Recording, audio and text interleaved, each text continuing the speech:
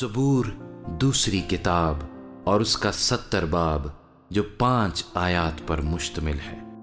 اے خدا، مجھے چھڑانے کے لیے، اے خداوند میری مدد کے لیے جلدی کر۔ جو میری جان کو ہلاک کرنے کے درپے ہیں وہ سب شرمندہ اور خجل ہوں۔ جو میرے نقصان سے خوش ہیں وہ پسپا اور رسوا ہوں۔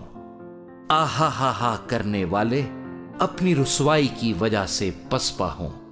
تیرے سب طالب تجھ میں خوش و خرم ہوں۔ تیری نجات کے عاشق ہمیشہ کہا کریں خدا کی تمجید ہو۔ پر میں غریب اور محتاج ہوں۔